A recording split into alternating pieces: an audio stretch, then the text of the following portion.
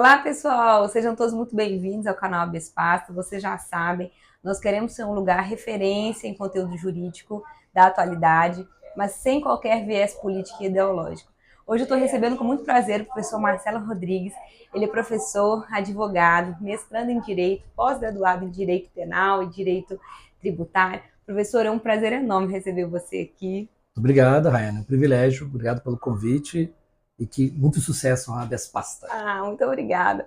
Pessoal, nós vamos falar hoje sobre um tema muito recorrente nas redes sociais e na mídia, que são as modalidades de prisão que nós temos aqui no ordenamento jurídico brasileiro. Enquanto a gente conversa sobre isso, eu vou cozinhar para o professor Marcelo um macarrão à carbonara. Quem quiser essa receita vai estar na descrição do vídeo. Combinado? Professor, esse é um tema que eu percebo que as pessoas têm muita dificuldade no dia a dia. As pessoas costumam associar a prisão com condenação ou a soltura de um preso com uma absolvição, e não é bem assim, né? Então, assim, começando do básico, o que a Constituição fala sobre as prisões? Quando é que uma pessoa pode ser presa no Brasil? Muito bom, Rayane. A Constituição, ela não aborda bem exatamente o tipo específico de prisão. Mas ela vai tratar de duas que são as principais e mais usuais hoje em dia.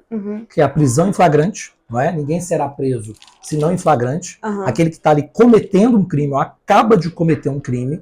E é muito engraçado que a prisão em flagrante, a gente tem aquela visão que sempre uma autoridade policial é quem efetua a prisão. Mas qualquer cidadão pode dar voz de prisão, aquele famoso esteja preso, né? Todo professor de processo penal já contou essa história. Então, eu, que não sou um policial, uma autoridade, vejo alguém cometendo um crime, eu posso, inclusive, dar voz de prisão. Agora, se a pessoa vai acatar é um outro detalhe, né? Eu não tenho essa força policial, esse poder de coação. Mas qualquer cidadão pode decretar voz de prisão a um indivíduo que estiver ali numa situação de flagrância. O que seria essa flagrância? Aquele que está cometendo um crime, como eu já disse, ou acabou de cometê-lo. As pessoas têm muita dificuldade, e eu, como advogado criminalista, volta e meia sou questionado sobre, doutor, depois de 24 horas acabou o flagrante. Não existe esse prazo específico previsto lá no Código de Processo Penal. Se a pessoa estiver cometido um crime e a autoridade policial, seja a polícia militar, uma polícia rodoviária, uma polícia civil, ou até a própria guarda municipal, estiver em perseguição, enquanto durar essa perseguição, ela continua em estado de flagrância. Né? Então essa seria a prisão em flagrante. E a outra que a Constituição também faz menção é: ninguém será preso em flagrante ou por ordem escrita fundamentada. Essa seria sim a prisão preventiva. Tá uma ordem judicial. Uma ordem judicial. A prisão em flagrante, eu como qualquer um do povo pode dar voz de prisão. Perfeito. Ok, a autoridade policial se deparou com alguém em estado de flagrância, leva até ali uma autoridade policial, geralmente é o delegado de polícia, ou civil, ou federal, porque a própria Constituição, o próprio Código Penal, né, inclusive, faz essa diferenciação. Os crimes que são de competência da Polícia Civil e aqueles crimes que são de competência da Polícia Federal. Leva-se ele a uma autoridade, né, autoridade policial, o delegado ele verifica se realmente estão presentes os elementos do flagrante. Eu não vou entrar em detalhes, Código de Processo Penal para não ficar, de certa forma, muito técnico, mas ali, se o delegado entender que é uma situação de flagrância, aquela pessoa é levada, apresentada a um juiz. Em relação à prisão preventiva, digamos que não houve ninguém se deparou com um crime em flagrante, mas a polícia, seja ela civil ou federal, encabeçou uma investigação. Um detalhe importante: não só a polícia investiga no Brasil. Você sabia disso, professora? Não. O Ministério Público também pode investigar. O Ministério Público. O Supremo, ele recebe denúncias também. O Supremo já definiu, já disse que é constitucional o poder de investigação do Ministério Público. Então o Ministério Público tem uma força que recebe o nome de GAECO, é um grupo de atuação em combate contra o crime organizado, e o GAECO também tem essa estrutura de investigação. Eu, particularmente, na minha carreira profissional, já lidei também com investigações que foram encabeçadas pelo GAECO. Mas agora você falando a expressão GAECO, eu acho que eu já ouvi isso na mídia em algum lugar. A operação do GAECO, juntamente com, sei lá... Seria uma elite, né? Uma espécie de elite do Ministério Público. Esse GAECO ele é composto de várias forças, são policiais militares, policiais civis, federais, que fazem parte, junto com os promotores, mas há investigações que são, sim, encabeçadas pelo GAECO. Havendo essa investigação, aí pode surgir uma situação de, o Código de Processo Penal, né, tem seu artigo 312, que fala quais seriam os critérios para se decretar uma prisão preventiva. Garantia da ordem pública. Essa pessoa na rua, ela é um risco para a sociedade. Garantia da ordem econômica. Ele tem muito dinheiro. E ele é capaz de influenciar, e esse dinheiro pode fazer alguma diferença que ele consiga ali manipular para que não seja preso. Então essa prisão preventiva é garantida a ordem pública, garantida a ordem econômica e também para se resguardar o que o Código de Processo Penal fala que seria a instrução processual. O que seria a instrução processual? É um processo criminal. Alguém que, por exemplo, está atrapalhando a investigação, Evitar, ou influenciando as autoridades de alguma forma. Atrapalhando a investigação, coagindo testemunha. E alguém também que tem um risco de fugir, né? A própria 312 fala que é para garantir a aplicação da lei penal, da sanção criminal. Entendi. Se eventualmente essa pessoa foi condenada, houve um processo criminal, se garantiu a ampla defesa, teve o seu direito de se defender, e ao final veio uma sentença, a pessoa simplesmente, digamos que ela fugiu.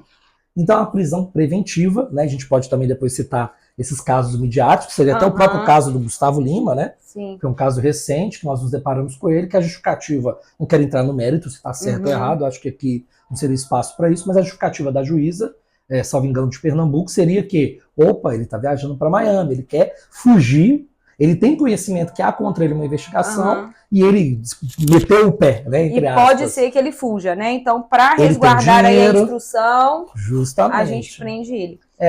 A gente tem muito hábito, inclusive os criminalistas, algumas situações, que o cara tem passaporte.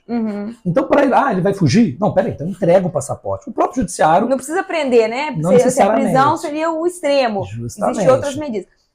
Eu quero muito falar sobre essas prisões preventivas, porque eu acho que, assim, a maioria dos casos midiáticos recentes são sobre prisão preventiva.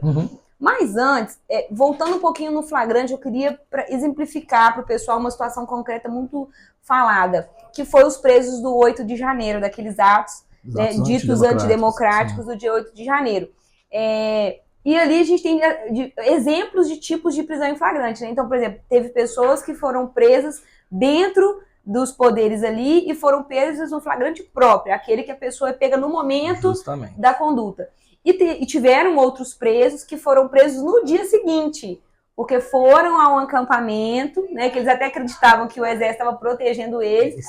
Foram para esse acampamento, dormiram a noite toda e no dia seguinte eles acabaram sendo presos. E aí uma pergunta, antes da gente entrar nas outras modalidades de prisão. Essa prisão em flagrante, que pode ser feita por qualquer um do povo, ela tem um prazo para acabar? Ou ela é de forma indefinida, assim? Como é que funciona? Fui preso em flagrante. Essa pergunta é muito boa e volta e meia nós somos questionados. Ela tem um prazo? Especificamente não, até porque falo logo após ou enquanto houver essa perseguição. O que eu particularmente não atuei no 8 de janeiro, eu tive um contato em relação a uma pessoa que teria sido apreendida, presa, né, nesse evento, mas o relato que eu tenho é, como você explicou, fizeram lá, teriam cometido crimes, né, contra a ordem democrática, etc., e teriam se direcionado a um acampamento. E no dia seguinte a polícia foi lá e chegou, opa, vamos identificar aqui, vocês estavam lá, sim, ontem lá naquela quebra-quebra. Entendi. Esse é o tipo de flagrante impróprio, porque a polícia continuou as diligências, foi de conhecimento geral, né? Que logo quando aconteceu esse evento, houve um reforço na segurança, Força Nacional, Polícia Federal, se não me engano, Exército também, e foram colocados nas ruas, e foram até essas pessoas, e vários deles foram presos, né, mesmo tendo se passado. Não teria se passado as 24 horas, mas essa questão do prazo, é muito boa essa pergunta, e eu me recordo do caso Lázaro. Não sei se você se recorda. Lembro. O Brasil ele é repleto de exemplos. Já falamos do Gustavo Lima, e vamos falar agora do Lázaro. O Lázaro, se não me engano, ele ficou uns 20 dias sendo perseguido. O Lázaro, quem que era o Lázaro? Foi, sabe, gastou muito dinheiro, inclusive, né? O Lázaro, ele tinha um mandado de prisão, se não me engano, da Bahia, e teria ido morar em Goiás, né? No Goiás ou em Goiás. E em Goiás ele teria cometido novos crimes, e parece que ele era um matador contumaz.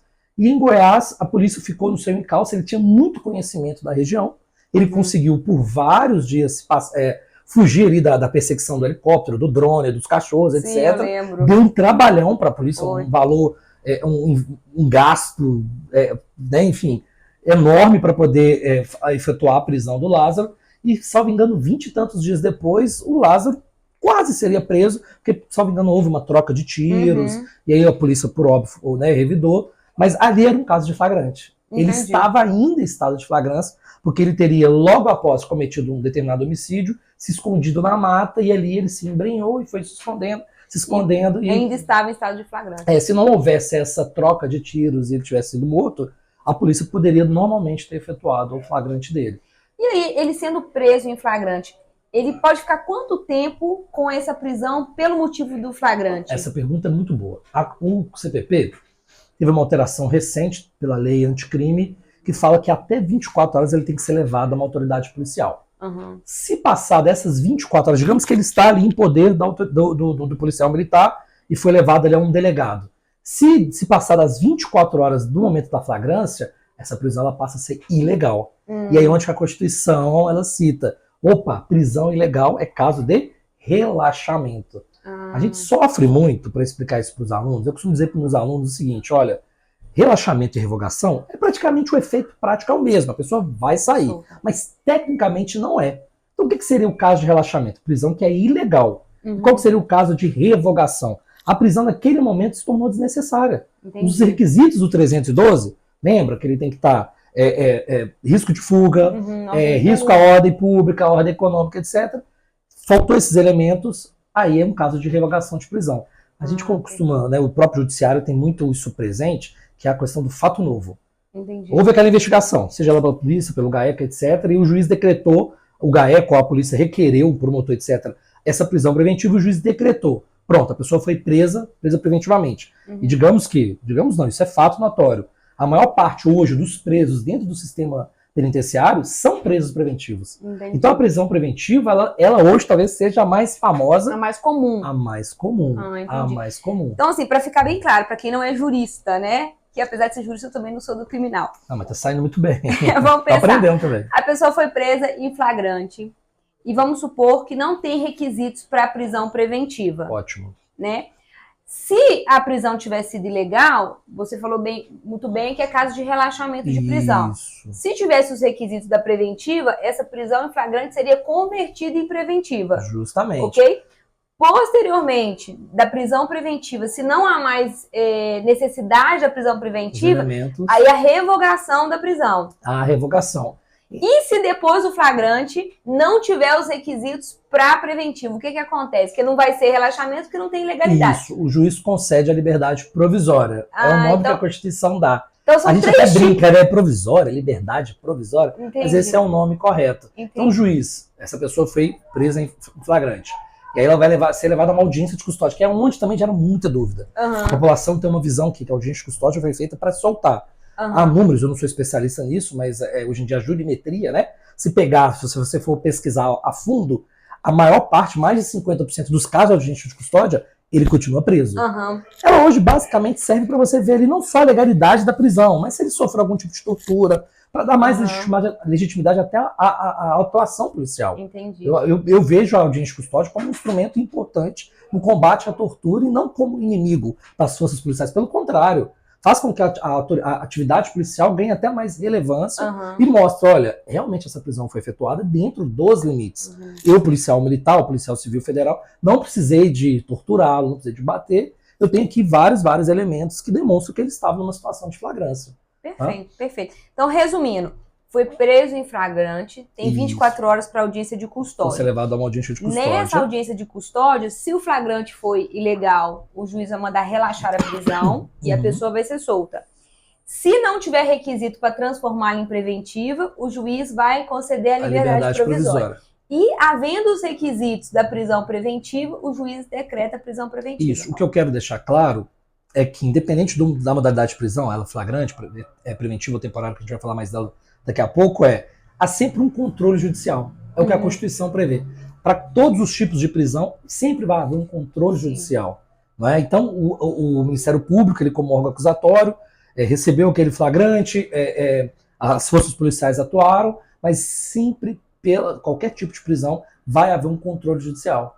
O CPP, eu também não quero entrar nesses detalhes, ele prevê alguns requisitos ali para o flagrante ter a sua legalidade, né, para que ele não seja, de certa forma, ilegal. Então, por exemplo, a pessoa foi presa em flagrante por um determinado crime, ela precisa saber, a Constituição fala, o preso precisa ser cientificado por que ele está sendo preso e quem é a autoridade. Entendi. Porque antes da Constituição de 88, né, nós somos jovens, mas os mais antigos vão se recordar que talvez na época na época da ditadura as pessoas eram presas, elas eram levadas para lugares que muitas vezes ninguém sabia. A Constituição fala que o local de prisão tem que ser comunicado imediatamente. Ele tem aquele famoso que a gente vê no filme, né? Direito a uma ligação. Não é exatamente o direito a uma ligação, mas ele precisa comunicar alguém. Geralmente o advogado, se ele tiver um advogado particular, ali a pessoa do advogado já está ciente da prisão do local. Mas não existe preso incomunicável. Eu sempre comento isso com meus alunos. Todo preso, ele vai estar comunicável. O advogado, aonde ele estiver, sob Exército, Marinha, Polícia Federal, Guarda Municipal, o advogado tem acesso a ele. Inclusive, isso é uma prerrogativa da advocacia e um direito constitucional, dele ter ali o acesso e essa prisão ser comunicada a alguém. E alguns requisitos. Então, por exemplo, faltou o delegado emitir e o preso assinar nota de culpa. O que é a nota de culpa? Explicando para ele, olha, está aqui seus direitos, né, foram resguardados seus direitos, você pode ficar em silêncio, ou você, né, exercer o seu direito de falar ou não falar, etc. Você está sendo preso por esse e esse motivo. Isso é um requisito muito formal. Entendi. A falta desse documento torna a prisão ilegal. A prisão ilegal é casa de relaxamento. Aí na audiência de custódia, o juiz... Nessa análise desse controle isso. Judicial, justamente, o juiz vai relaxar a prisão. É bom a gente fazer essa diferenciação? Claro que é, né? A gente está sendo técnico, etc. O efeito prático é o mesmo. É o mesmo. Na prática é o mesmo. Na prática é o mesmo. Tanto do relaxamento, quanto da liberdade provisória, quanto da revogação. Eu até costumo, assim, fazendo as minhas petições e cito isso aos meus alunos. Eu coloco o tópico lá. Eu abro o título, né? Relaxamento / revogação. Se o juiz entender que ela é legal, porque tem um excesso de prazo, algum requisito que faltou, etc., relaxa. Ótimo. Mas se ele entender que tá tudo ok, não tem excesso de prazo, nem nada. Mas que não é necessário. O 312 ficou enfraquecido, é caso de revogação. O efeito prático é o mesmo. Vai expedir ali o alvará de soltura, né? É aquela história. Para quem vai ser preso, mandado de prisão. Para quem vai ser solto, um alvará de soltura. Marcelo, finalizou, acho que o flagrante ficou super claro. Eu acho que a gente pode passar para a prisão preventiva. E a gente até já começou a falar da prisão preventiva, né? Que é a situação da pessoa foi presa em flagrante, e aí, se tiver os requisitos da preventiva, ele continua preso, só que muda o motivo da prisão. Sim. Mas existe a possibilidade também, que são desses casos midiáticos, que eu acho que é o momento de falar, da pessoa não ter sido presa em flagrante e ser determinada a prisão preventiva dela. Não é isso? É assim mesmo? Isso, durante uma investigação, sim, muito comum. Então acontece, por exemplo, no caso do Gustavo Lima, foi exatamente isso, né? Parece que o Gustavo Lima foi um desdobramento, né, da operação que teria prendido a Deolane, né? Que inclusive é colega, um advogado, mas teria inclusive largado a advocacia para se dedicar às outras atividades, não quero entrar no mérito. E nessa operação, que é uma operação muito complexa, parece que envolve muito dinheiro, muitos investigados, pessoas poderosas, algumas pessoas conhecidas, inclusive, do grande público, é o caso da Deolane e do Gustavo Lima, o juiz, no caso acho que uma juíza, teria entendido que havia elementos para se decretar a prisão preventiva do Gustavo Lima. Isso também teria acontecido em relação à Deolane. Vamos tratar os dois casos de forma... separar os dois casos até para a gente poder citar alguns institutos que são interessantes. Em relação à Deolane, a juíza entendeu que havia sim motivos para a prisão preventiva. Né? Não peguei a decisão, não li detalhes. É muito complicado também a gente falar de casos específicos que a gente não atua, mas vamos falar de forma genérica. No caso da Deolane, cabia, então, no entendimento da juíza, uma prisão preventiva, e ela foi presa preventivamente, mas o Código de Processo Penal ele traz também algumas outras situações que seria a substituição da prisão preventiva. Qual seria o caso da relação à Deolane, que é o 318 lá do CPP? Mulheres com filhos até 12 anos, que dependem exclusivamente dos seus cuidados. Há outras situações também, pode ser aplicado ao homem? Pode, se ele conseguir comprovar que ele é o único responsável para a criança até 6 anos. Aquela criança também, além dela, ela não precisa só ter 6 anos, ela tem mais, mas ela tem uma situação especial de vulnerabilidade, depende do pai. Pode sim ser substituída. Uma doença grave, a pessoa tem uma doença terminal. Essa prisão pode ser substituída, é o que a gente chama de prisão domiciliar, que a gente muito ouve às vezes nas grandes operações. Que foi o caso da Deolane. Foi deferida para ela essa prisão domiciliar. Essa prisão domiciliar. Mas no caso da Deolane, além da prisão domiciliar, a juíza colocou algumas condições. E é engraçado que uma das condições que a juíza impôs seria ela não dar entrevista. E me parece que a Deolane, com aquela sanha de querer aparecer, conversar com a sua bolha de seguidores, etc., logo quando sai da prisão, dá uma entrevista. E a juíza teria entendido que houve um descumprimento. Salvo engano, até o Tribunal de Justiça teria mantido a prisão também. Mas, enfim, cabia a prisão preventiva, mas ela foi substituída. Há uma outra situação também muito interessante, e é uma pergunta que talvez você me faça, eu já quero adiantar, em relação ao prazo da prisão preventiva. Muita gente tem dúvida. E aí, doutor, foi preso preventivamente, vai ficar preso eternamente? Aí tem algumas questões, algumas leis específicas que tratam sobre isso. Que é o caso, por exemplo, da lei de tóxicos. Né? Ela trata que essa prisão, no máximo 180 dias, não é? Há algumas outras situações de prisão preventiva que a própria jurisprudência chegou a um cálculo quase matemático que diria que essa prisão, no máximo, teria que durar 121 dias. Eu falo, por que 121 dias, Marcelo? Seria uma soma do inquérito, do prazo para apresentar a denúncia, de ocorrer a audiência. Faz uma mescla ali de vários artigos do Código de Processo Penal e chega a essa forma dos 121 dias. Há prisões preventivas que duram anos? Há prisões preventivas que duram anos. Eu costumo me recordar, por exemplo, do caso Bruno. No caso do goleiro Bruno. Ele ficou preso até... preventivamente por muito tempo, né? Ele ficou bastante tempo. Então essa prisão preventiva ela não tem um prazo específico, não tem. Só que com algumas alterações que foram feitas no Código de Processo Penal, e algumas com a lei anticrime de 2019, que entrou em vigor em 2020, seria a seguinte, olha, a cada 90 dias, porque há muita prisão preventiva. Esse talvez seja o maior, talvez não, esse é o principal problema do sistema penal hoje em dia. Sim, o excesso de prisões preventivas, muita gente presa. Porque aquele preso que estava em flagrante, que foi levado à audiência de custódia, o juiz decidiu que era caso de prisão preventiva. Transformou. É o que a gente fala, né? Ele decretou a prisão preventiva na audiência de custódia e aquele preso fica ali preventivamente preso por um prazo não determinado. E aí esse excesso de prisões preventivas, que não acaba gerando um problema para o judiciário e até para o sistema de justiça, né? que é a responsabilidade do executivo, né? Sim. A gente tem 300 mil vagas e 700 mil presos.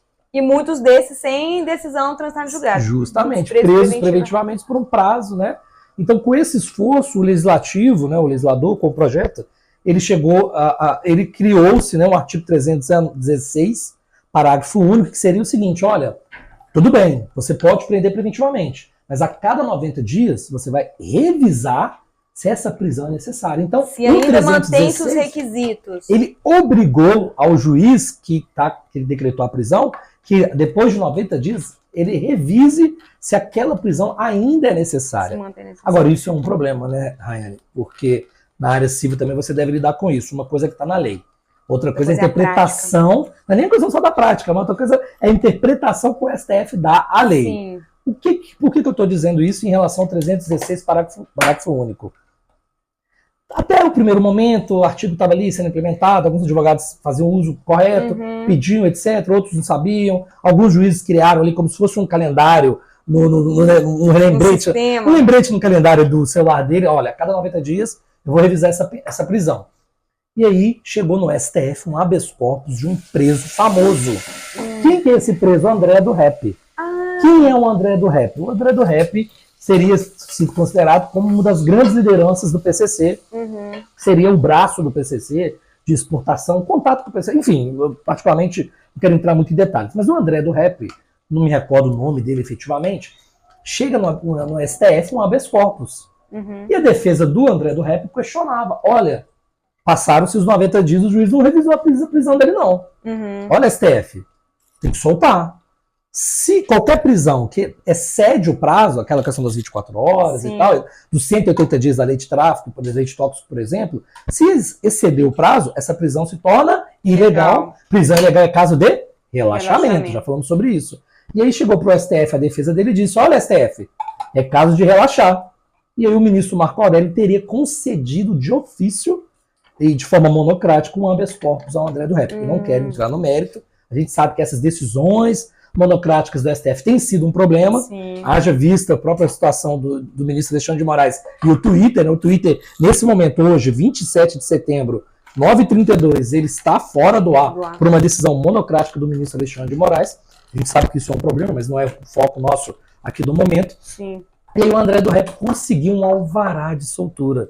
Ele teria uma condenação de mais de 25 anos por tráfico internacional, associação criminosa, lavagem de dinheiro. E o André do Rap, aquela famosa história, sai pela porta da frente do presídio, e o que o André do Rap faz? Nunca mais volta. Esse habeas corpus é submetido ao plenário, o plenário fala, opa, não é bem assim não. Não é automático. Nós temos que analisar a necessidade. O juiz precisa ser provocado. Não, se passar dos 90 dias, essa prisão não é ilegal. O juiz precisa revisar. E o juiz vai simplesmente bater um carimbo e dizer, olha, os elementos continuam, ele vai continuar preso. Os elementos para prisão preventiva estão presentes, ele continua preso. Só que nesse intervalo, o STF decreta a prisão do André do Rap, e o André do Rap pega um avião e some. Isso gerou uma certa comoção, um certo incômodo, também não quero entrar no mérito, né, se é certo ou errado, não é nosso objetivo aqui, mas aí o STF, através do seu plenário, faz uma interpretação, dá uma interpretação mais restritiva ao 316, parágrafo único, dizendo, opa, não é automático. Entendi. Passou os 90 dias, o juiz não revisou, mas tem que fazer o pedido, e o juiz tem que ser provocado. Então virou um precedente esse caso. Virou um precedente. Sendo muito sincero, o STF condenou de morte o artigo 316, parágrafo único. Então essa questão dos 90 dias de revisar a prisão, na minha opinião, ela saiu de moda. Entendi. Mas então, assim, pelo que você está me dizendo, essas prisões, né, flagrante, preventiva e as demais que a gente vai falar, são hipóteses excepcionais, né? A liberdade é sempre a regra. A prisão é a exceção. Entendi. Sempre excepcional, sempre fundamentado, sempre dentro do prazo, o juiz sempre tendo que revisar se esses requisitos continuam presentes ou não. Então, assim, de forma muito resumida, se alguém está preso preventivamente, sem a necessidade, né, ou sem o preenchimento dos requisitos 312 do CPC, 312 do CPP, essa prisão ela é ilegal. Ela se torna ilegal, devendo ser, de certa forma, revogada. Há um detalhe, a gente falava da Deolane da substituição da prisão preventiva por prisão domiciliar, mas eu não posso deixar de falar do artigo 319. O 319 ele é muito famoso. O que é o 319? Ele também é novo, ele foi introduzido em 2011. Uhum. Mais uma vez, em 2011, já chegaram à conclusão que havia uma massa muito grande de presos preventivos. Uhum. Então o legislador disse, opa, alguma coisa tem que ser feita. Como é que a gente vai prender menos? Então tá, o juiz ele vai analisar. Está presente ali a situação de prisão preventiva? Sim. Uhum. Tá ali, tá presente os elementos da prisão preventiva. Mas eu vou substituir essa prisão preventiva por uma medida cautelar. É o que a gente chama de medida cautelar diversa da prisão. São vários incisos, são várias modalidades. A mais famosa é a da monitoração eletrônica. A famosa tornozeleira. Sei. Então o juiz diz o seguinte, olha, você tem todos os elementos para você ficar preso preventivamente, mas eu vou te conceder uma medida cautelar diversa da prisão, como a tornozeleira, e você tem que ficar ali, ó, recolhimento noturno, você não pode sair de casa, você não pode frequentar determinados lugares, você só pode ir de casa para o trabalho, do trabalho para casa, da casa para o estudo, do estudo para casa. Então esse é um controle que o juiz faz. No 319, essa cautelar é para evitar que ou ele fuja, ou que ele atrapalhe a investigação. Eu posso citar também a questão da fiança, né? A gente tem casos emblemáticos, se eu não estiver enganado, que foi aquele faraó das bitcoins. Você lembra do faraó das bitcoins? Caso, lembro. A prisão dele preventiva foi substituída por uma cautelar diversa, que seria o pagamento de uma fiança. Mas essa fiança, se eu não estiver enganado, era 3 bilhões. Era um valor assim. Altíssimo, mas que para ele teria que ser, porque senão não teria impacto. O tamanho do dano, né, do prejuízo que ele teria supostamente causado, era de bilhões. Entendi. Então a juíza falou, olha, proporcionalmente a gente viu também na Lava Jato, né? Na Lava Jato teve vários casos de fiança de valores bem altos. Bem alto. E aí pagou a fiança e foi recolhido esse valor. Enfim, aí ali é substituída a prisão por uma cautelar, automaticamente a pessoa é posta em liberdade. A pergunta que eu sempre escuto também é, e esse dinheiro?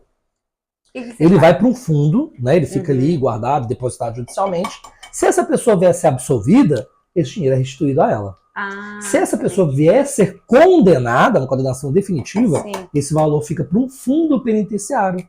Existe um fundo penitenciário nacional e esse valor vai para aquela caixinha, né? A caixa do, vamos colocar assim, para aquela poupança do fundo penitenciário. Então esses valores de fiança, eles ficam depositados judicialmente. Você entende melhor do que eu, mas são corrigidos, com correção monetária, etc., ficam à disposição do juiz. E, eventualmente, sendo absolvida, é restituído. Sendo condenada, a pessoa perde esse valor em prol desse fundo penitenciário. Interessante, né?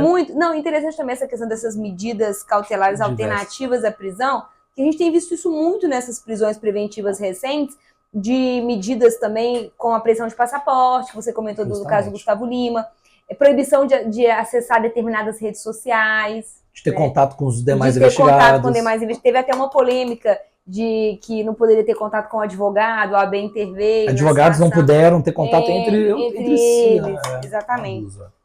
Perfeito.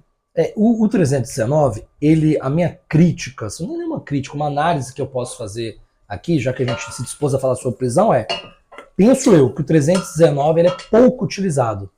Eu vejo muitos casos de prisões preventivas que poderiam, sim, ser substituídas por cautelares diversos. E seria suficiente para... A própria tornozeleira. A tornozeleira é uma restrição da liberdade. O próprio STJ já disse que o tempo que a pessoa fica com a tornozeleira é contabilizado como tempo de prisão.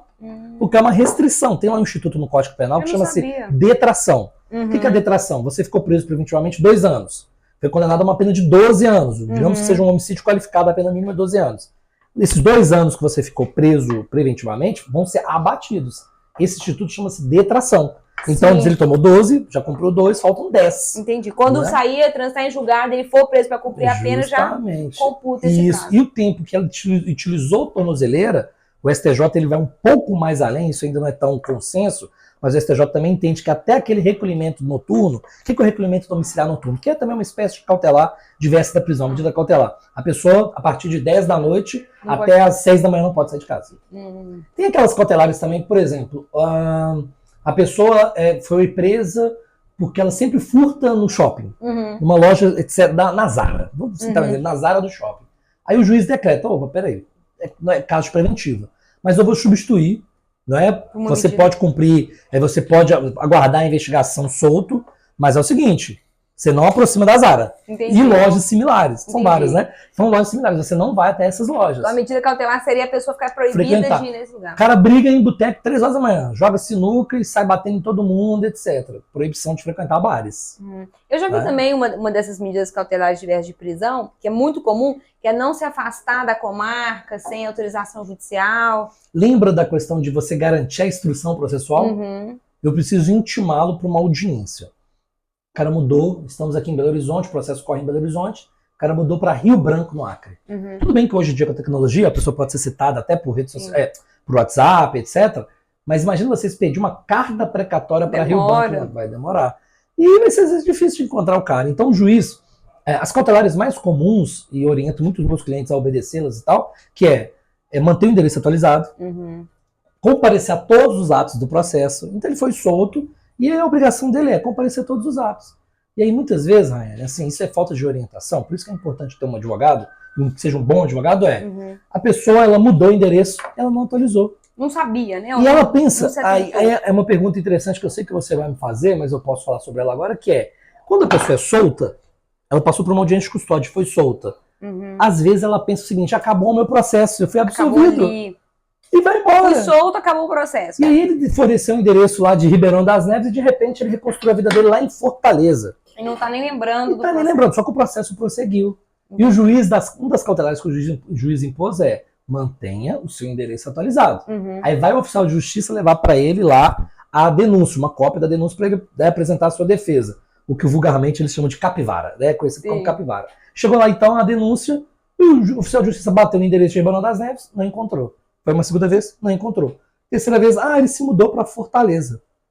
Volta para o juiz, o oficial certifica, o que o juiz faz? Ele está descumprindo aquela cautelar que eu impus para ele. Porque ele não deveria ter, ele poderia ter me comunicado. Pode ser que o juiz também colocou, olha, você não pode se ausentar da comarca por um período tal. Sim. E aí, muitas vezes, essas cautelares também, por isso que é importante um bom advogado, uma boa defesa, que elas podem ser também flexibilizadas, negociadas. Aí ele não pode sair do Estado, ok, mas ele trabalha... ele é um assessor parlamentar em Brasília. Ele tem que estar lá, por exemplo, terça, quarta e quinta. Ele vai ter que sair do Estado para ir para Brasília. Comunica o juiz da situação. E o juiz vai autorizar nesses casos específicos, sim. Se for uma cautelar que inviabiliza, porque, claro, a Constituição também garante o direito ao trabalho, várias outras situações. Mas se for uma cautelar que inviabiliza o trabalho, aí elas vão ser negociadas, vão ser flexibilizadas. Tá? Agora, ele é um grande executivo de uma empresa. E ele precisa sempre ir na sede da empresa que fica em Hong Kong. O juiz vai falar, olha, amigo, você vai ter que caçar uma outra função dentro dessa empresa. Porque é difícil, Porque se você cismatificar lá em Hong Kong... Como é que a gente faz? Isso aconteceu, se eu não estiver enganado, no caso Odebrecht. Há um livro muito legal sobre isso, de uma jornalista da Globo, que narra, que passou pela cabeça de vários dos executivos que sabiam que seriam presos em algum momento, eles se mudarem para uma ilha onde tinham dinheiro. Essas ilhas de benefício fiscal, etc., e vários deles falam, não, vou me mandar para essa ilha porque eles não vão me achar. Aí não tem como, né? O juiz vai caçar o passaporte, decretar a prisão, do próprio passaporte, e ele tem que ficar no Brasil ali respondendo. Acho que o mais recente foi o caso de uma diretora da Americanas, né? Se decretou a prisão, se decretou a prisão dela, não vou entrar no mérito se a prisão era ilegal, etc. Né? E aí ela estava em Portugal. O que a defesa dela fez? Opa, fulano de tal, volta.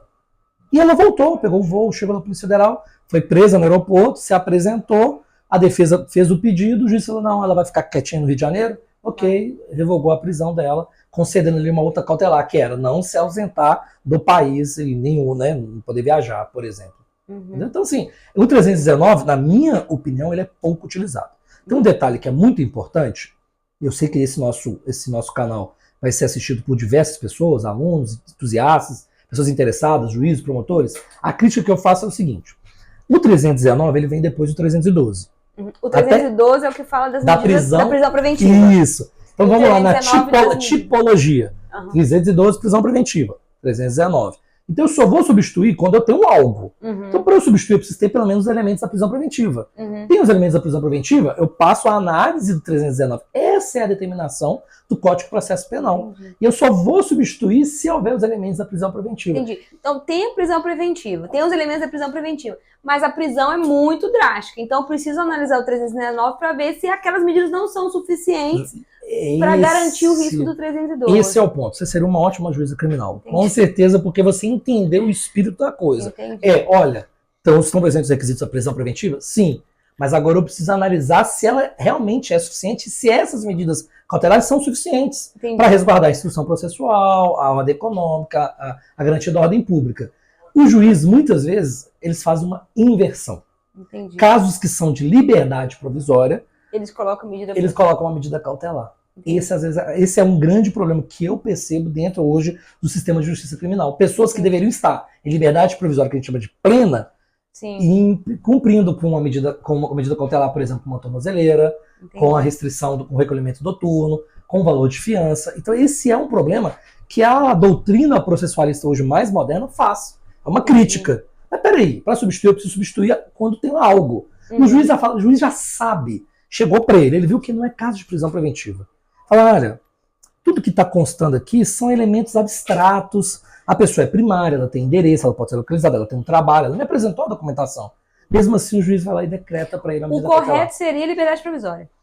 Sempre como regra, a liberdade provisória. Mas ao invés da liberdade provisória, ele não faz a prisão preventiva, mas coloca uma medida Coloca uma medida cautelar diversa da prisão. Aí você fala assim, Marcelo, mas vocês são criminalistas. Não, todo mundo tem que ficar solto. Não, ninguém está falando isso. A prisão preventiva é necessária? Claro que é. Há várias situações.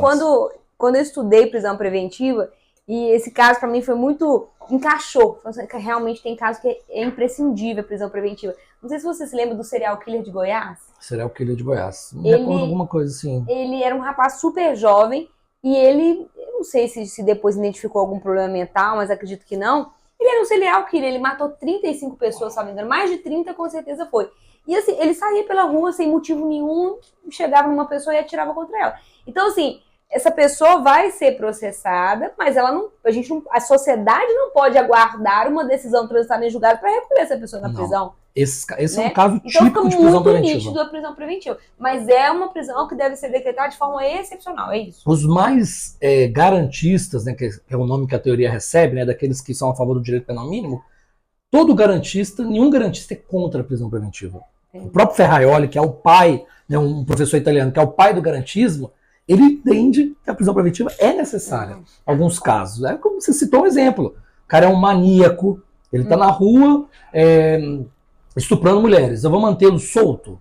A partir do momento que a polícia tiver acesso, conseguir capturá-lo, ele precisa ser retirado de sociedade. Agora você pode me perguntar, mas a prisão preventiva, ela pode ter um viés discriminatório, de limpeza social? Eu não quero entrar nesse mérito, não é o nosso objetivo aqui. Muitas pessoas pesquisam, respeitam.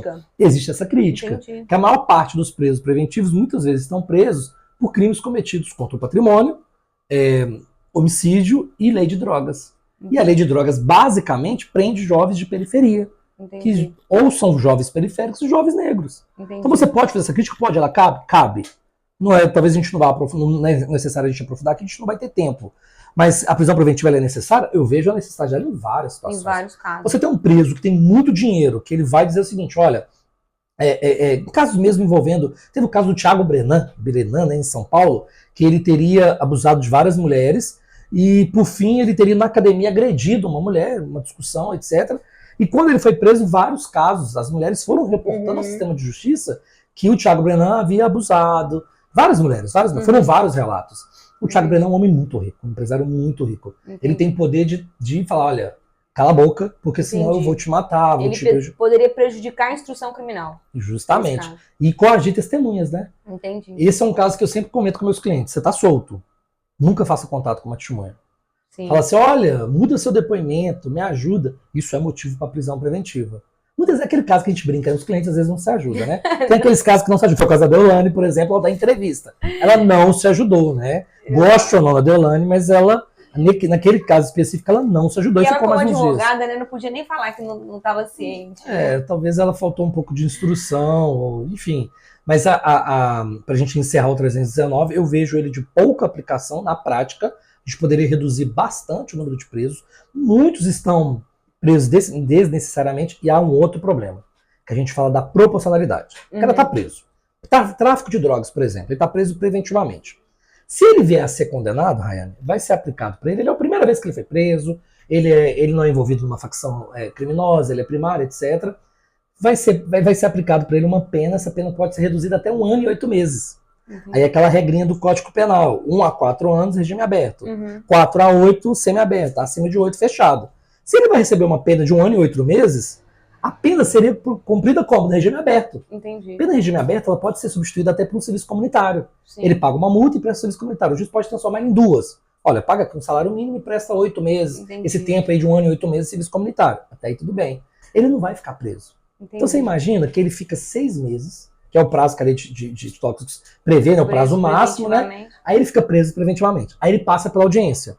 Aí chega lá os policiais e fala, olha, não lembro exatamente se era ele não. Eu não encontrei o material ilícito perto dele não. Aí o outro fala, não, também. Ó, o juiz Não é a casa de prisão. Ou então os policiais até falam assim, não, realmente era dele e tal, mas ele não é envolvido com facção, é a primeira vez, não conhecia, ele não é conhecido nosso, etc e tal. O juiz aplicou uma pena em 8 meses, ele ficou 6 meses. Aí quando o juiz sentenciá-lo, o juiz vai ter que soltá-lo, porque ele vai cumprir em regime aberto. Há uma súmula vinculante do STF sobre isso, que é a 59, que fala, olha, se for aplicado o tráfico privilegiado, é regime aberto. Porque isso é uma crítica que foi feita pelo STJ e chegou até o STF em relação ao TJ de São Paulo. O TJ de São Paulo, os juízes de São Paulo entendiam que era tráfico privilegiado, mas aplicavam o regime semiaberto ou o regime fechado. Entendi. O STF disse, não, se é tráfico privilegiado, essa pena vai ficar abaixo dos 5 anos, abaixo dos 4, é regime aberto. Sim. Se você reconhecer o tráfico privilegiado, ele tem que ficar regime aberto. Então ele ficou ali, voltando ao nosso exemplo, 6 meses preso, sendo que ele cumpriria uma pena em regime aberto. Então ele ficou ali 6 meses onerando o sistema de justiça. Entendi o que você está falando. O pessoal pode até achar pouco essa pena, mas não se pode utilizar da prisão preventiva para apená-la mais do que o próprio código já prevê. É o que a gente costuma Você pode até lutar por um aumento da pena, é legítimo. As pessoas podem defender, concordo. A posição que queira. Mas não se utilizar da prisão preventiva como forma de aplicar uma pena. Ela é uma antecipação. Basicamente, a prisão preventiva, o Ferraroli fala sobre isso, ela é uma antecipação da pena. Não deveria ser, mas tem sido utilizada para tal. Você está ali utilizando e aplicando pena em alguém que eventualmente ficaria solto. Entendi. Cumpriria uma pena em regime aberto ou um serviço comunitário. Entendi. Então nós vamos entrar muito no mérito nessas penas alternativas. Então, é aquilo que você falou, seria desproporcional.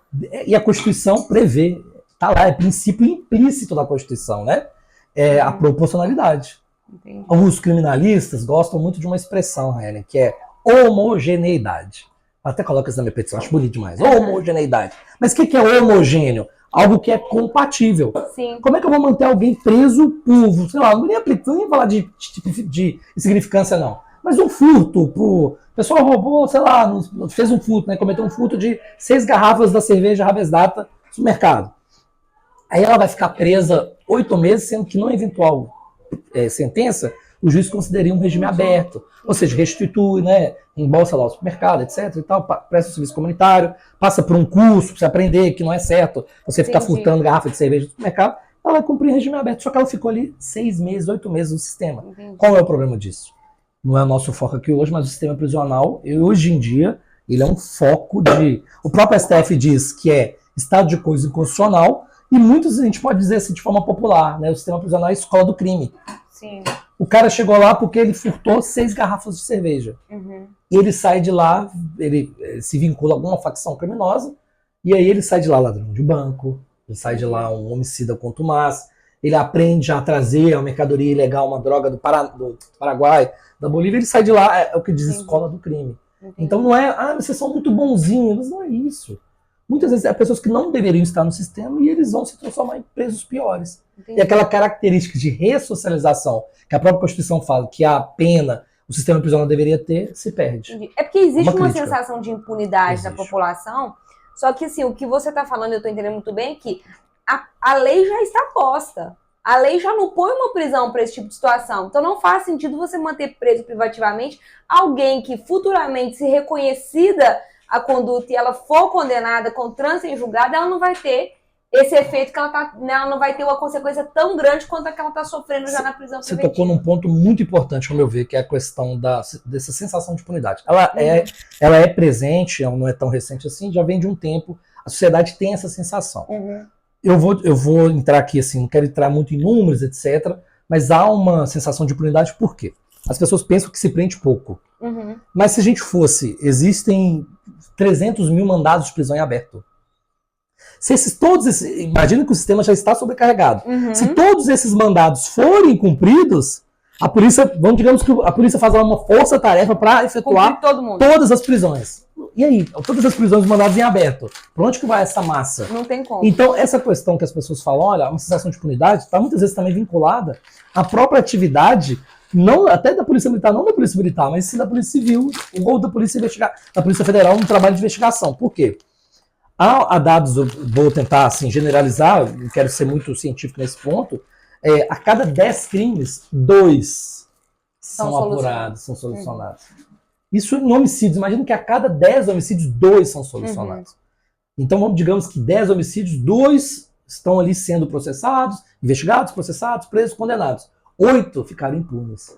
É a sensação de impunidade e muitas vezes as pessoas se voltam contra o trabalho do criminalista, contra o trabalho do sistema de justiça daqueles que defendem. Advogado particular, defensoria pública, até próprio quando um promotor mesmo, ele pode pedir uma absolvição, fala, mas que absurdo. O promotor pediu absolvição, só o juiz mesmo, o juiz absolveu, que absurdo. Mas o problema muitas vezes não é esse. É um problema mesmo do sistema no geral, não só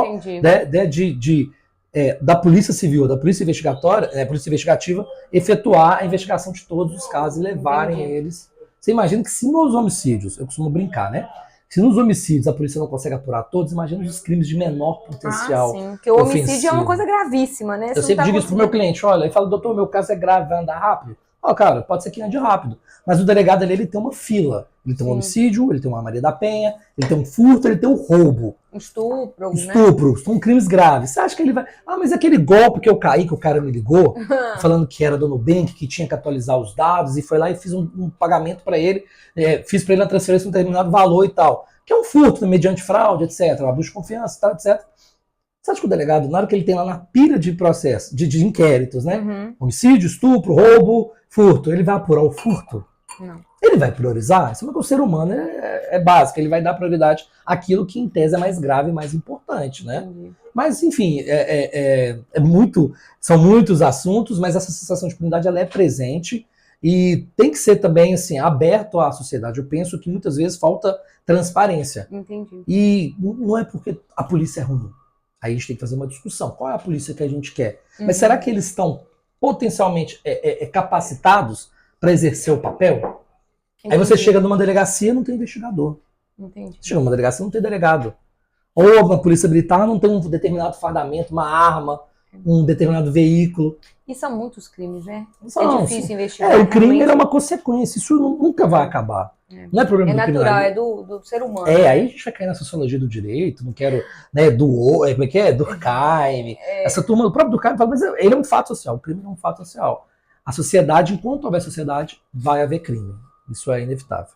Então vamos caminhando. Isso. Pela minha cabeça, se eu esquecer, você me lembra. Nós já falamos da prisão em flagrante, já falamos da prisão preventiva, já falamos da prisão domiciliar. Vamos. Falta a gente falar da prisão temporária. Isso. Que de vez em quando, é raro, mas de vez em quando tem uma notícia, né? Fulano foi preso temporariamente. O que é essa prisão e quando ela deve acontecer? A sua pergunta é muito boa. Por quê? quando eu falei bastante da prisão preventiva, vamos entender que a prisão preventiva ela é um subtipo, uma espécie de um gênero maior que seria a prisão provisória. Então vamos lá, a gente tem que explicar assim, prisão provisória, né, um gênero grande, e ali está presente a preventiva e a temporária. Então a prisão temporária também é uma espécie de prisão provisória. Entendi. Não é? Ela só recebe esse nome. Para casos específicos, para uma investigação criminal, tem a lista de crimes, né, por exemplo, tráfico, crimes hediondos, etc. Ela é muito utilizada, acaba sendo um pouco utilizada, até porque o próprio STF ele foi limitando a prisão temporária, porque havia um uso exacerbado e um uso equivocado em relação à temporária. Eu costumo dizer que toda prisão temporária ela é um indício de uma prisão preventiva. Porque se estão presentes os elementos da temporária, é bem provável que também estejam presentes os requisitos da preventiva. Mas ela tem um prazo, como ela é temporária, geralmente um prazo de 5 dias, pode ser prorrogado por mais 5. Dentro desse prazo, serviu para quê? Eu te prendo, para quê? Porque você solto, você está atrapalhando a investigação. Então eu te prendo. Primeiro que eu te prendo aqui, você precisa prestar esclarecimentos. Isso é um outro problema também. Eu prendo para a pessoa esclarecer, ela poderia solta ser intimada para esclarecer. E aí o próprio STF já declarou como inconstitucional a condução coercitiva de investigados. Né? A pessoa ser obrigada, presa, ser conduzida coercitivamente para pressão do depoimento. Mas não vamos entrar nesse mérito, senão vai tomar muito tempo da gente, mas já foi citado. A temporária se usa bastante, principalmente em investigações de homicídio. Né? O caso do Nardoni, né, que você me recordava mais cedo dos Nardones, né? É que a prisão temporária foi decretada, se terminou o prazo, eles foram soltos, a pessoa é automaticamente solta, a autoridade, a unidade prisional ali, terminado o prazo, automaticamente coloca a pessoa solta. Não precisa aguardar o juiz falar assim, opa, aqui eu não vou renovar, não, coloca. É o juiz que tem que dizer o seguinte, olha, o policial penal, tá na hora essa pessoa precisa sair, segura ela aí, não. Se não chegou, se o juiz não mandou continuar o prazo, ou transformou essa temporada em preventiva, que acaba sendo muito comum, o policial penal ele pode cometer, inclusive, crime de abuso de autoridade, crime de estar mantendo aquela pessoa encarcerada devidamente, né? Ele tem que colocar a pessoa para fora. Mas no caso dos Nardones, sabe o que eu lembro? Eles tiveram a revogação da prisão temporária por um habeas corpus no Tribunal de São Paulo. A temporária deles, em tese, caiu. Foi. E aí eles foram dar entrevista, eu estava me lembrando disso. Foram essa tem memória boa. Etc, eles foram com cara de coitadinho, como se nada tivesse acontecido. Deram a versão dos fatos deles. E logo depois foi decretada a prisão preventiva, né? Esse foi um caso de prisão. Olha quando a gente falou da prisão em flagrante, né? Tinha elementos para prendê-los em flagrante? Não tinha. Não tinha, ninguém sabia. Não tinha. Ela poderia, a Isabela, né? A Isabela poderia ter sofrido um acidente, poderia ter caído acidentalmente. Não tinha como saber. A perícia, a investigação demonstrou que não, que ela foi jogada. Sim. Mas naquele momento não tinha elementos não tinha como. Nem a própria mãe imaginava, né? Nem a própria mãe. Eu estava estudando esse caso, relembrando para falar dessa prisão temporária. Tem uma série, inclusive, eu acho, né? Tem uma série ótima, inclusive, no Netflix. Agora eu esqueci o nome. Mas o que aconteceu no caso dos Nardones, né? Não havia essa suspeita. E aí começou-se a suspeitar que eles seriam os autores desse homicídio. E aí, como eles entravam e saíam do apartamento o tempo todo, o delegado pediu para o juiz da primeira instância a prisão temporária. Aí o juiz decretou exatamente para preservar o local do crime, Estava atrapalhando a investigação, sim. E aí, em seguida, o Tribunal de Justiça, através de um habeas corpus, soltam eles. A temporária, ela é menos... E aí depois elas são presos preventivamente. Isso. Eles vão para a júri, eles são presos preventivamente. Isso, ela é menos utilizada. Ela é menos utilizada, então assim, digamos que ela seria o patinho feio ali das prisões. Ela é menos utilizada, como eu disse, o próprio STF colocou bastante limites, mas não quer dizer que ela deixou de existir. Temos uma situação em relação à prisão temporária que convém eu citar, e como técnico, jurista, professor, não posso deixar de citar. O STF entende que ela é constitucional. Por anos, a defesa, os advogados questionaram a legitimidade, a constitucionalidade da prisão temporária, certo? Antigamente ela tinha até o nome de prisão para averiguação. Sim. Eu te prendo para averiguar o que você, até prever lá, se a pessoa não tem residência fixa, eu posso prendê-la temporariamente. Entendi. Mas e aí, se ele é um morador de rua? Tem uma decisão recente, que é elogiada da ministra Daniela Teixeira, recentemente nomeada para o STJ, que ela falou, olha, só o fato da pessoa não ter endereço fixo, e essa é uma realidade social, tem muita gente morando na rua. Eu não posso decretar uma prisão preventiva com essa justificativa, ele mesmo não tem endereço fixo. Mas ele mora na rua. O sistema de justiça que se aprimore para tentar localizar esse cara. Entendi. Então coloca uma tornozeleira. Entendi. Uma situação desse Tem tipo. Tem uma medida alternativa. Ou as prefeituras, o executivo, cadastre. Salvo engano, Belo Horizonte tem feito esse trabalho. Na verdade, nem em Belo Horizonte, né? Uma determinação do STF, uma lei, salvo engano, junto com o governo federal, que é: vamos fazer um censo dos moradores de rua. Entendi. Mas por que você tá na rua? E de onde que você veio? Mas onde que eu te encontro? Onde que eu costumo ficar? Você entendeu? Perfeito. Então, o fato da pessoa não ter aquela questão da prisão por vadiagem, né? A gente tem uma lei de contravenções penais que prevê uma prisão por cara não fazer nada. Entendi. Simplesmente por não fazer nada. Mas a gente não vai entrar nesse mérito. Então, o nosso foco aqui é uma discussão para outro momento. Mas a prisão temporária ela foi muito criticada. Mas o STF disse o seguinte: olha, ela é constitucional. Entendi. Mas a gente tem um outro problema, não é nenhum outro problema. A gente tem uma Corte Interamericana de Direitos Humanos. E a Corte Interamericana disse o seguinte: olha, a prisão temporária, do jeito que ela é formatada no Brasil, desse jeito ela é inconvencional. Então, na Convenção Americana dos Direitos Humanos, essa prisão temporária não coaduna. Então, ela seria inconvencional. Entendi. Ela violaria esses direitos humanos previstos. Turma que faz prova para delegado, polícia, defensoria pública, etc., isso adora ser cobrado. Então, ela é constitucional? É. Mas ela é, se você olhar o sistema interamericano de proteção dos direitos humanos, ela é inconvencional. Entendi. Mas ela continua sendo aplicada. Mas eu preciso saber que ela é inconvencional. Porque ela viola as convenções internacionais sobre direitos humanos. Justamente, é. Perfeito. Marcelo, então assim, nós falamos das principais prisões já. Flagrante, prisão temporária, prisão preventiva, prisão domiciliar. Chegou num tema que eu estava doida para falar, que é a prisão para execução da pena. E aí eu quero muito falar desse tema, por quê? Porque foi a modalidade de prisão que ensejou a prisão do presidente Lula, na época. Ex-presidente ou de presidente? Na época ele era ex-presidente, agora é presidente. Fala um pouquinho dessa prisão para execução de pena. É muito bom. O artigo 283 do CPP, ele vai dizer o seguinte: olha, que não há a prisão, só haveria uma prisão definitiva, uma prisão íntima de prisão-pena, após o esgotamento do trânsito julgado. Para quem não é do direito, essa expressão sempre soa muito estranha, muito esquisita: trânsito em julgado. O que quer dizer isso? Julgado tem trânsito? O que é? Julgado é um carro? Que coisa é essa, né? E aí, o que seria o trânsito julgado? Basicamente é uma decisão definitiva. O que é uma decisão que transitou em julgado? Aquela decisão que não cabe mais nenhum tipo de recurso.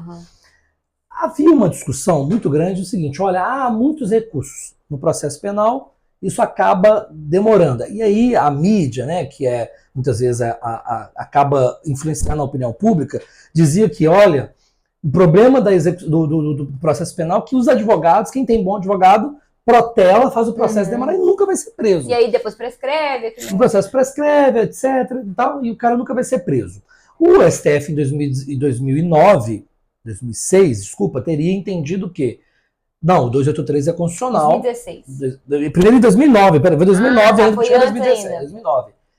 Tem um voto paradigmático do ministro Eros Grau que fala: olha, não, realmente o 283 é constitucional, eu preciso esperar o esgotamento dos recursos transjulgados. Porque pode ser que um recurso extraordinário ou um recurso especial declare aquele crime prescrito ou que houve alguma irregularidade legal e aquele processo vai ser anulado, automaticamente a pessoa será absolvida, né? Em 2016, já com a Lava Jato bombando, chegando nos medalhões da política, o ex-presidente Lula como um dos seus principais focos, há esse movimento social influenciado pela grande mídia, e o STF ele acaba dando ouvidos à voz das ruas, né? E muda. Tem também aquela influência de 2013, movimento vai pra rua, Copa do Mundo de 2014. O STF ele dá uma guinada jurisprudencial. Qual que seria essa guinada? Que está até com o voto da ministra Rosa Weber, que acaba votando seguindo um princípio da colegialidade. Há uma crítica muito grande. O que seria essa colegialidade? Mas é um princípio. E acaba se formando uma maioria dizendo que, se julgou após a segunda instância, primeira instância e segunda instância, analisou, condenou a pessoa, ali analisou a matéria de fato. Quando vai para as instâncias superiores, STJ ou STF, só analisaria a matéria de direito. Então não caberia, vamos analisar a matéria de direito, mas peraí. Então o fato já foi definido como criminoso, a pessoa participou, já se executa, já se expede uma guia provisória de execução de pena. E aí isso ensejou a prisão não só do presidente Lula, né, hoje é presidente, né, mas também aqui em Minas Gerais, alguém que é conhecido nosso, que é o governador Eduardo Zeredo. Eu me recordo também do deputado federal, foi deputado federal Cabo Júlio, que foi uma representação importante para a polícia. Também foram várias pessoas alcançadas por essa decisão. E aí, então, na época, 2016, então, a pessoa tinha uma sentença condenatória de primeira instância por um juiz, recorria, o tribunal mantinha essa decisão, então a partir da decisão do tribunal, que é o que chamamos de segunda instância, a pessoa já começava já se expediu uma nota de prisão, que a gente chama de guia provisória. Entendi. Se ela recorrer, a guia é provisória. Se ela não recorrer, a guia é definitiva. Entendi. O recurso ele não é obrigatório, né? A pessoa às vezes fala, não, estou satisfeito e tal. Mas enfim, aí vinha a guia provisória, a pessoa já começava o início da pena, que alcançou aí esses medalhões da política que a gente citou, com inclusive o antigo e atual presidente Lula. E aí sem trânsito em julgado. Então, por exemplo, tinha uma sentença de primeira instância, depois tinha uma de segunda. Pouco importava se ele tivesse recorrido ou não, ele já iria começar a cumprir a pena. O início da pena, já iniciaria o cumprimento da pena, né? Em 2016, não foi isso? Em 2019 o STF ele dá uma outra guinada. Muda de novo. Isso muda muito em relação à composição, né? Lembra que o ministro Eros Grau em 2009, Sim. Aí em 2016 ele já não estava mais, ele tinha aposentado. Sim. E as decisões são sempre por maioria apertada, 6-5, né?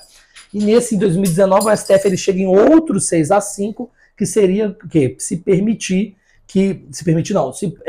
tornar o artigo. O STF ele foi provocado, né, com uma ação declaratória de constitucionalidade, foram 3 ações, se eu não estiver enganado, e essas ações falavam o seguinte: olha, STF, o 283 do CPP é ou não constitucional? E o STF, com a mudança da ministra Rosa Weber, que foi ali como diz, a fiel da balança, com essa mudança, o STF declarou o 283 constitucional.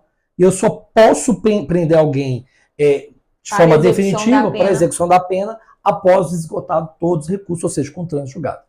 Gera uma sensação estranha de impunidade na sociedade.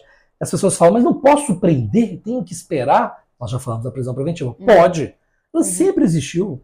Se a pessoa é um risco para investigação, está ameaçando testemunha, risco de fuga, etc., eu posso prender. Se ele é um risco para a sociedade, eu sei que mesmo ele condenado em segunda instância, ele recorrendo, ele vai sair, vai continuar criando problema, vamos chamar assim, eu posso mantê-lo, eu posso decretar a prisão preventiva. A preventiva ela pode ser decretada a qualquer tempo, a qualquer momento, estando presentes os requisitos. Então essa prisão, as pessoas pensam, mas não pode ser preso? Pode.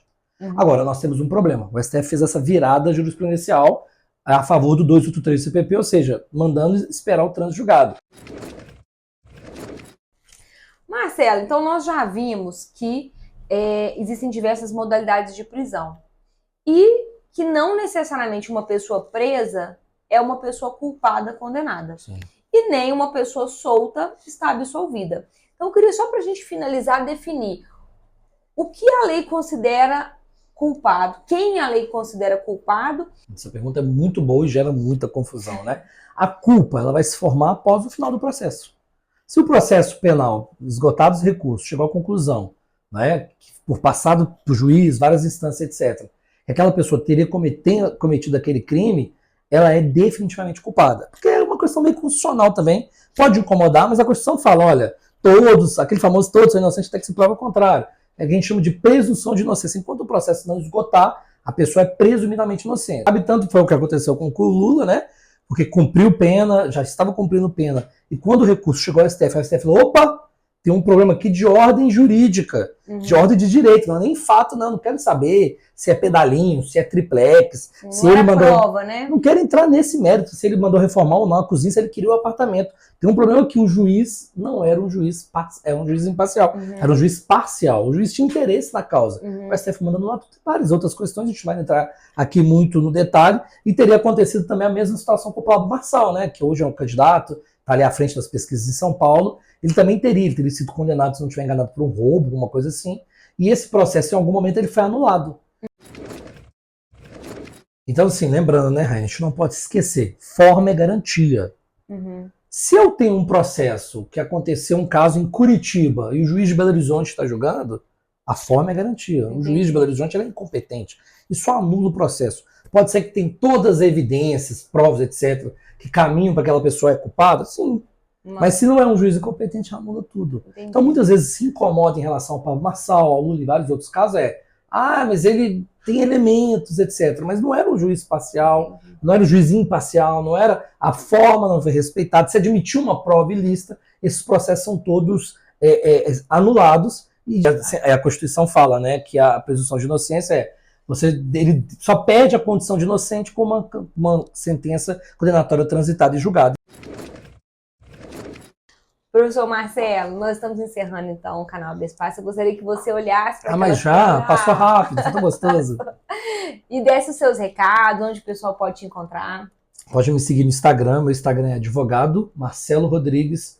Podem me seguir, sempre postando algum conteúdo jurídico, dia a dia da advocacia criminal, experiência também como professor. Eu vou compartilhando ali com as pessoas que me seguem, sempre também trocando uma ideia, sempre abro ali minha DM, respondo as pessoas, dúvidas, ajudando quem quer fazer direito, quem tem dúvida também jurídica, algum problema jurídico também a gente está à disposição para ajudá-lo. Muito obrigado, viu? Obrigada, viu, professor Marcelo. Pessoal, então eu vou servir agora o carbonara do professor Marcelo. Estamos encerrando esse episódio. Agradeço muito a companhia de vocês. Até o próximo episódio. Tchau, tchau.